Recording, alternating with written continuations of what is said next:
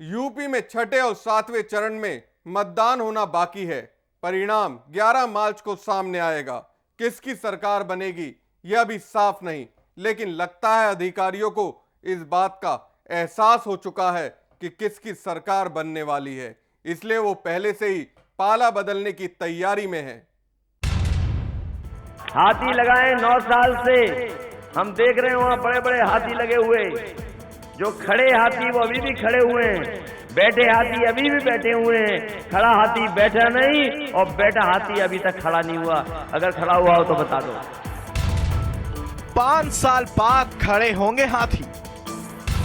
जो हाथी खड़े हैं वो अब दौड़ लगाएंगे।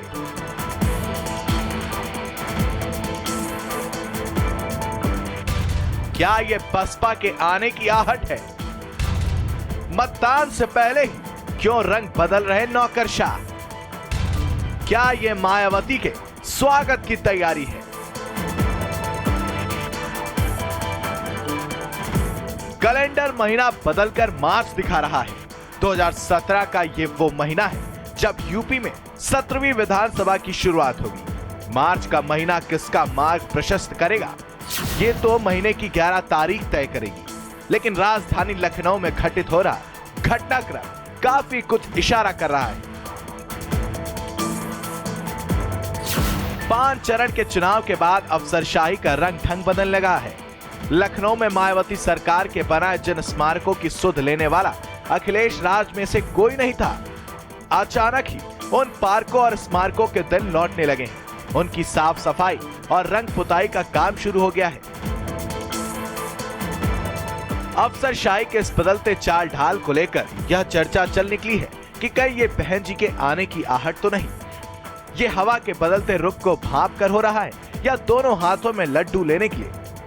अटकलें और कयास इसलिए कि 2012 में अखिलेश सरकार बनने के बाद से जो स्मारक और पार्क लावारिस थे, आज अधिकारियों की कृपा वहां बरस रही है।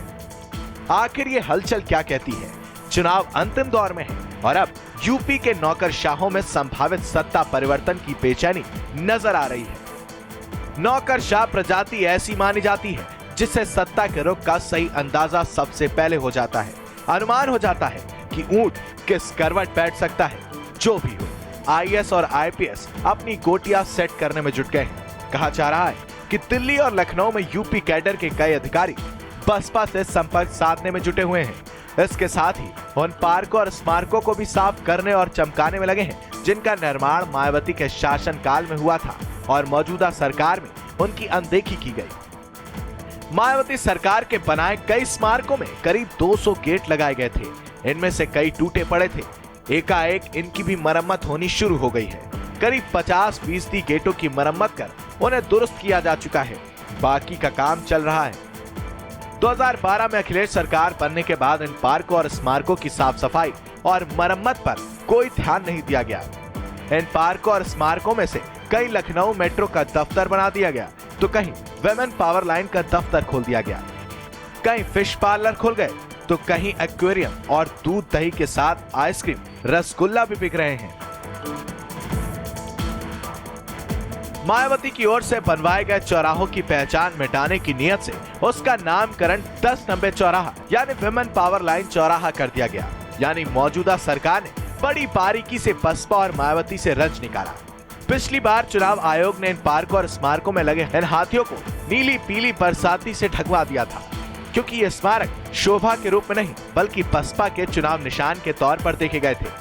लेकिन इस बार जब अभी चुनाव खत्म भी नहीं हुआ, हाथियों, मायावती और कांशीराम की मूर्तियों की साफ सफाई शुरू करा दी गई है। इतना ही नहीं, यहाँ पानी के लिए 1 करोड़ की प्लम्बरिंग का सामान भी आ चुका है।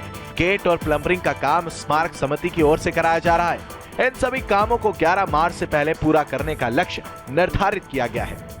कुछ अफसर ये काम जल्द से जल्द पूरा करने के लिए दबाव बनाए हुए हैं। दरअसल अफसरों में ये डर है कि अगर सत्ता में परिवर्तन होता है तो उन्हें नई सरकार का भोजन न बनना पड़े और इसके सहारे नंबर बढ़ाने का मौका भी नजर आ रहा है। सियासी गलियारों में चर्चा है कि अफसर बहुत होशियारी दिखाते हैं। हो सकता है कि उन्हें लग रहा हो कि बसपा पावर में आ सकती है, इसलिए पहले से ही आगे की तैयारी में जुट गए हो। हालांकि यूपी में मायावती की सरकार आती है कि नहीं, इस सवाल का जवाब तो 11 मार्च को मिलेगा। लेकिन अधिकारियों का स्मारकों के लिए अचानक उमड़ा दर्द ये जरूर बताता है कि अधिकारी कोई चांस नहीं लेना चाहते।